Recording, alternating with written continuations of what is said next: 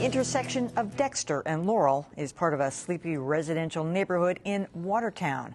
But in the early morning hours of April 19th last year, it was the scene of an intense gunfight between police and Tamerlan and Jahar Tsarnaev. While residents escaped unharmed, the resulting damage to homes and who pays for those repairs has remained a contentious issue. It's estimated that hundreds of shots were fired in the firefight that became a defining moment in the manhunt for the Boston Marathon suspects.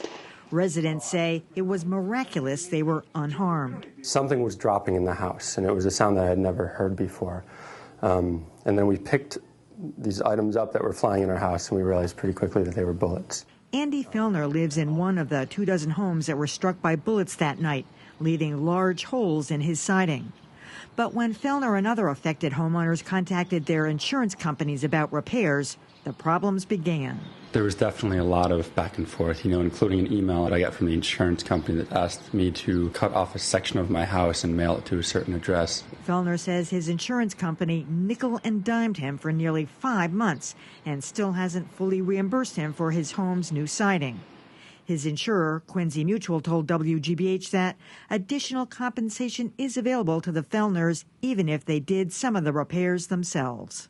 In all, some 24 Watertown homeowners said they had various issues with their insurance, but there is a happy ending to report. Captain Raymond Dupuis of the Watertown Police Department helped coordinate the city's efforts to help residents impacted by the shootout. Welcome, Captain, to Greater Boston. Thank you for having me. So the police actually stepped in on this. Yes, we did. What did you do? With the outpouring of support we received from the community in the residents, particularly on Laurel Street, Chief DeVoe felt that we wanted to try to help them out so they didn't really have any out-of-pocket expenses that they would have to pay for the damage to their homes. Mm-hmm. So did you cover their deductibles? What did you do? Yes, we approached some of the local elected officials to see if some way we could find some funds to compensate these the victims on the street with the house damage. And ultimately we turned to the town's insurance company and spoke to them, and they stepped up and said they would cover the deductibles for the damages on the houses. But apparently not everybody. We're like, let's bring Susan Michaels into this. She's Vice President of Operations at Michaels Insurance in Watertown. Well, Susan, this is a tricky situation. I mean, homeowners aren't allowed to have terrorism insurance on their own. It's got to be a company. So what is this covered under? Bullet holes? I mean, it's covered under the homeowner policy, and there is coverage subject to the deductible. So that's when this whole situation comes into play. And what we try to do is really just work as an independent agent for our clients.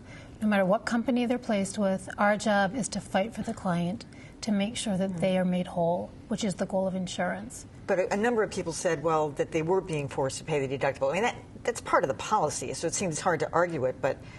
There are cases where, you do try to go to the company on behalf of the client and explain the situation where this is unique and where normally the contract would state one thing, but you can try to do something with the company because you have a relationship with the company. You have a relationship with the town of Watertown, with the insurance company, with the insured, and we're part of the community, so our job is to really fight.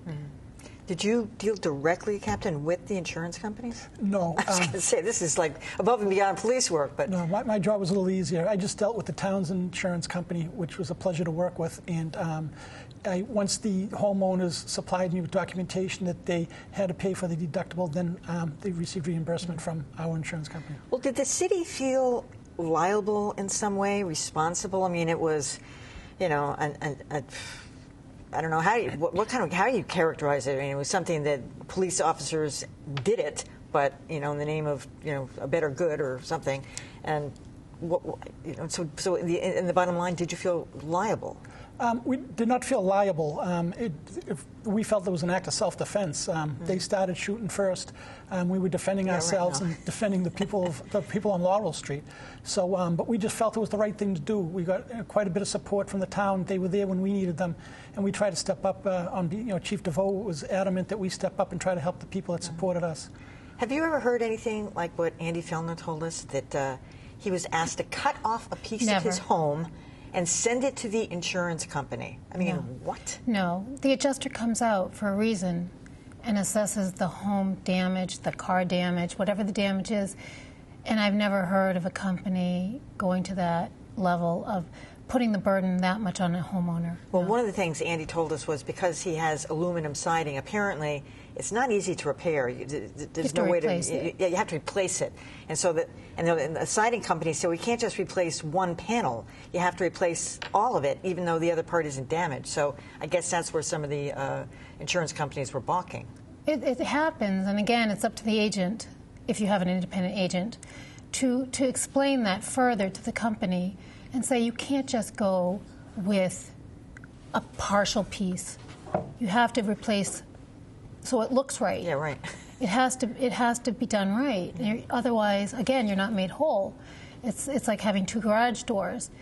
You can't replace one. You have to replace the pair. Yeah, exactly. And so it sort of falls under that same guideline. So now, is the work all done? I mean, do you drive through the neighborhood and say, this looks good? There's still some evidence that there was a gunfight down there. Some people still have not repaired holes.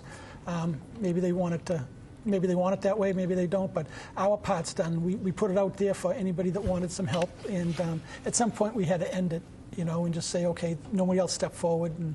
I see. So out. You didn't go knocking on doors. People actually had to come to you. Well, one of the town councils leafleted the houses there. I did go to door on the block that it happened, Mr. Fellner's house being one of them. And then we had a town meeting at the Watertown High School, and we made the announcement there too. Anybody that had damages that wanted to help with the deductibles to contact me. And so I addressed everybody that contacted me. All right. So was this a good resolution, Susan, by your Absolutely. measure? Oh, my God. Yeah. Thank God for the really. Watertown police. I will say, at the end of the day, it was a community that was deeply affected. Sure. No one in their wildest dreams imagined this was going to be connected or a continuation of the tragedy that happened on the marathon day. I would love to be on the other end of the insurance company phone when the police department is dealing with me. That's all I can say. Anyway, Exactly. Captain Dupuy, Susan Michaels, thanks so much for coming.